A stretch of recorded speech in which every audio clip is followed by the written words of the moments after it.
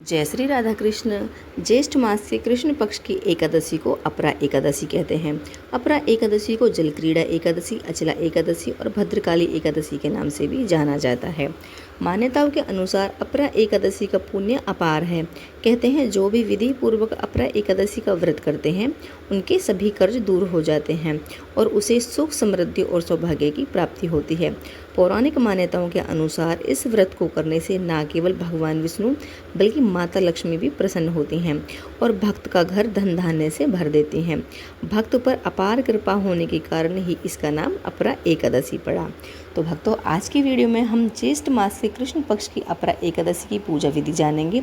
साथ ही जानेंगे कि साल 2026 में अपरा एकादशी का व्रत कब किया जाएगा, पारण का समय क्या रहेगा और भगवान को लगाए जाने वाला स्पेशल भोग क्या है तथा किन बातों का हमें एकादशी में ध्यान रखना चाहिए।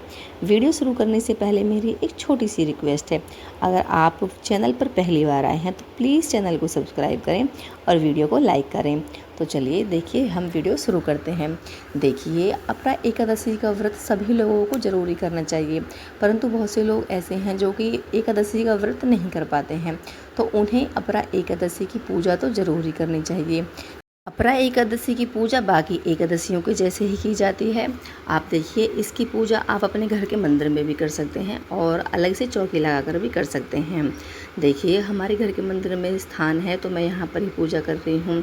आप देखिए, जो आपके सेवित विग्रह हैं उनको पंचामृत स्नान कराइए और उनको बढ़िया श्रृंगार करवाइए। अगर आपके घर में सेवित विग्रह नहीं है तो आप तस्वीर की भी पूजा कर सकते हैं। आपके पास देखिए जो भी भगवान विष्णु की तस्वीर है, माता लक्ष्मी की है, आप उनको, अगर तस्वीर है तो आप उनको जल के छींटे लगाकर साफ़ उनको कपड़े से साफ़ करें और फिर उनको फूलों का आसन देकर उन्हें देखिए विराजमान करिए। देखिए, मैंने यहाँ पर भगवान विष्णु को, माता लक्ष्मी और गणेश जी को विराजमान कर लिया है, क्योंकि गणेश जी के बिना तो हमारी कोई भी पूजा संपन्न नहीं होती है, इसलिए गणेश जी को विराजमान कराना बहुत ही ज़रूरी होता है। अब देखिए, मैंने यहाँ पर एक थाली ले ली है, उसमें स्वास्तिक बनाकर कुछ फूल डाल लिए हैं और अब हमने अपने बाल गोपाल, लड्डू गोपाल को विराजमान करा दिया है। अब हम उन्हें पंचामृत स्नान कराएंगे। देखिए, जो हमारी ये पुण्य तिथियाँ होती हैं, जो हमारी जैसे कि एकादशी हो गई, अमावस्या, पूर्णिमा, इन पर देखिए पंचामृत स्नान अपने लड्डू गोपाल को ज़रूरी करवाना चाहिए। आपके घर पर लड्डू गोपाल हैं, बाल राधा रानी हैं, या फिर आपके घर में विष्णु भगवान की कोई भी विग्रह हैं, उन्हें आप पंचामृत स्नान ज़रूरी करवाएं, ये बहुत शुभ होता है। उसके बाद साफ़ जल से उन्हें स्नान कराएं और एक साफ़ कपड़े से उन्हें पोंछकर अच्छे से उन्हें बढ़िया श्रृंगार कराएं, पीले वस्त्र धारण कराएं। अपरा एकादशी के व्रत की महिमा बताते हुए पद्म पुराण में तो ऐसा बताया गया है कि इस व्रत के प्रताप से भक्त के वर्तमान में चल रही आर्थिक परेशानियों से राहत मिलती है और अगले जन्म में साधक धनवान कुल में जन्म लेता है और अपार धन का उपभोग करता है। इस व्रत को करने से भौतिक सुखों की प्राप्ति होती है और शास्त्रों में तो इतना भी बताया गया है कि परनिंदा, झूठ, ठग, छल कपट जैसे पापों के कारण व्यक्ति को नरक में जाना पड़ता है, लेकिन अगर अपरा एकादशी का व्रत कर लिया जाए तो इस व्रत के प्रभाव से व्यक्ति नरक की यातना भोगने से बच जाता है। अब देखिए, जो ये हमारा चरणामृत है इसे हमें फेंकना नहीं है और जो हमारे घर के सदस्य हैं इसको सभी ग्रहण कर लेंगे। अगर अतिरिक्त बच जाता है, ज़्यादा है, तो आप किसी भी पौधे की जड़ में इसे डाल सकते हैं या फिर आप अलग मिट्टी में भी इसे डाल सकते हैं, अगर आप पौधे में नहीं डालना चाहें। तो देखिए, हमारे बाल गोपाल कितने सुंदर, कितने प्यारे लग रहे हैं। अब हमने उन्हें भी विराजमान करा दिया है सिंहासन पर। तो देखिए, जब हम अपरा एकादशी का या फिर किसी भी एकादशी का व्रत करते हैं तो एकादशी व्रत हमारा दसवीं तिथि से ही प्रारंभ हो जाता है, यानी कि एक दिन पहले से ही प्रारंभ हो जाता है। हमें दसवीं के नियमों को देखिए, कुछ नियम होते हैं, उनका पालन करना होता है।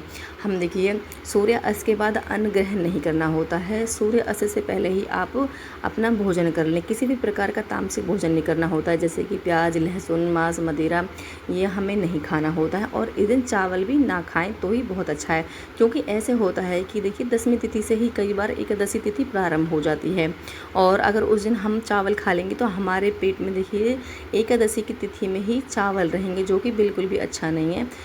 अब देखिए 10वीं तिथि की शाम को हम ब्रह्मचर्य व्रत का पालन करते हुए ज़मीन पर सोएंगे। अगर ज़मीन पर आप नहीं सो सकते हो, आप कोई परेशानी है तो आप बेड पर सो सकते हो, लेकिन शुद्धता और पवित्रता का आपको पूरा ध्यान रखना है। एकादशी की सुबह ब्रह्म मुहूर्त में उठेंगे और नहाने के जल में गंगा जल डालकर हम स्नान करेंगे।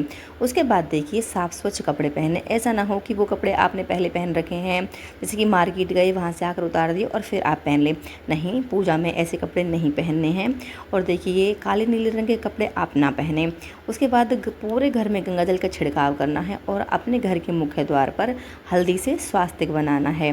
अब देखिए हल्दी से स्वास्तिक बनाने से क्या होता है, इससे लक्ष्मी मैया आकर्षित होती हैं और हमारे घर से नकारात्मक शक्तियाँ दूर होती हैं और सकारात्मक ऊर्जा हमारे घर में आती है। अब देखिए पहले मैं बता चुकी हूँ। इसके बाद देखिए जब हम पूजा की तैयारी करेंगे तो आप चौकी भी लगा सकते हैं और घर के मंदिर में भी आप पूजा कर सकते हैं। तो देखिए अब मैंने यहाँ पर विष्णु भगवान को विराजमान कर लिया है। उनको जल के छींटे लगवाकर वस्त्र रूपी उन्हें कलावा समर्पित कर दिया है। साथ ही लक्ष्मी माता और गणेश जी को भी हमने वस्त्र रूपी कलावा समर्पित कर दिया है। उनको स्नान भी करा लिया है। गैया मैया को भी हमने यहाँ पर विराजमान करा लिया है और तुलसी माता को विराजमान करा लिया है। सबको हमने टीका लगा दिया है। और देखिए लड्डू गोपाल जी को हमने वस्त्र पहनाए हुए हैं, इसलिए उन्हें हम कलावा समर्पित नहीं करेंगे। और ध्यान रखिए लड्डू गोपाल जी को और विष्णु भगवान को तुलसी दल जरूर ही समर्पित करें। सबको फूल समर्पित करें, लेकिन ध्यान रखना एकादशी को तुलसी दल तोड़े नहीं जाते हैं, इसलिए एक दिन पहले ही आप तुलसी दल तोड़ कर रख लें। अब देखिए दीप जलाने के बाद हमें अपने व्रत का संकल्प लेना होता है। व्रत के संकल्प में आप हाथ में जल, फूल और कुछ दक्षिणा या 1 या 2 का सिक्का ले सकते हैं। उसके में देखिए हम भगवान के सामने अपना नाम गोत्र बोलते हैं और व्रत बोलते हैं, जो भी व्रत आप कर रहे हो। और जैसे आप कर रहे हो, आप निर्जल व्रत कर रहे हो तो निर्जल बोलें, फलाहार से कर रहे हो तो फलाहार बोलें और भगवान से प्रार्थना करें कि वो इस व्रत को कराने में आपकी मदद करें और आपके व्रत को सफल करें और उसे स्वीकार करें। अब देखिए जैसा कि अपरा एकादशी है तो हम अपरा एकादशी की कथा पढ़ेंगे। अगर आपके पास ऐसी पुस्तक नहीं है तो आप फ़ोन पर भी अपरा एकादशी की कथा पढ़ सकते हो। लेकिन ध्यान रहे जब भी हम कोई भी कथा पढ़ते हैं या सुनते हैं तो हम खाली हाथ कथा नहीं सुनते हैं।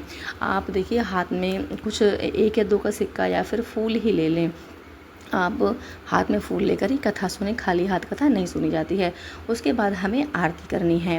देखिए सबसे पहले गणेश जी की आरती की जाती है, उसके बाद श्री हरि विष्णु की जाती है और फिर एकादशी माता की। तो देखिए मैं आपको बता देती हूँ, अपरा एकादशी साल 2026 में प्रारंभ हो रही है 12 मई दिन मंगलवार को दोपहर को 2:53 पर और अपरा एकादशी का समापन हो रहा है 13 मई दिन बुधवार दोपहर को 1:30 पर।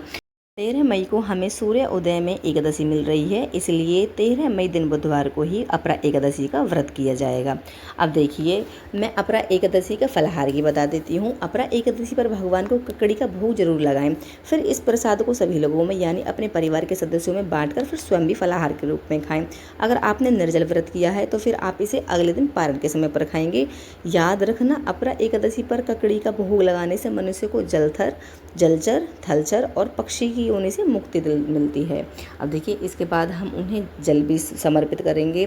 और मैं आपको बता देती हूँ कि पारण का समय है जो हमें मिल रहा है 14 मई दिन वीरवार की सुबह 5:31 से लेकर 8:14 के बीच का।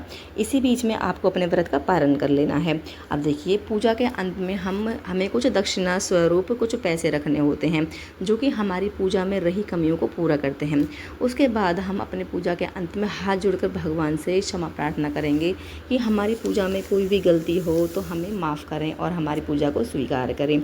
इसके बाद देखिए आप खूब नाम जाप कीजिए, खूब मंत्र जाप कीजिए, तुलसी महारानी की पूजा कीजिए, उनकी परिक्रमा कीजिए। और देखिए ओम नमो भगवते वासुदेवाय इस मंत्र का तो आप ज़रूर जाप कीजिए। अगर आप दीक्षित हैं तो आप अपने गुरु मंत्र का भी जाप कर सकते हो। अगर आप मंत्र जाप नहीं करना चाहते हो तो आप कोई भी नाम जाप जो भी आपको प्रिय लगे आप उसका मंत्र जाप जरूर करें। अब देखिए व्रत रखने वाले को परनिंदा, झूठ, छल, कपट से बचना चाहिए और आलस से छोड़कर ज़्यादा से ज़्यादा भगवान के नामों का जाप करना चाहिए, मंत्रों का जाप करना चाहिए। इस दिन किए गए किसी भी कर्म का फल हमें कई गुना होकर मिलता है। अच्छे कर्म करेंगे तो उसका भी हमें 100 गुना होकर फल मिलेगा और बुरे कर्म करेंगे तो उसका भी। इसलिए गलती से भी किसी से गलत मत करना, इसके अलावा गुस्सा भी मत करना और गुस्से में किसी को उल्टा सीधा तो बिल्कुल ही मत बोलना। दिन में सोना नहीं, ध्यान रखना। इसी के साथ मैं आशा करती हूँ कि इस वीडियो में दी गई जानकारी आपको अच्छी लगी होगी, आपके लिए उपयोगी रही होगी। तो प्लीज़ वीडियो को लाइक करें, चैनल को सब्सक्राइब करें। तो चलिए फिर मिलते हैं किसी नेक्स्ट वीडियो में, तब तक के लिए दीजिए इजाज़त। राधे राधे।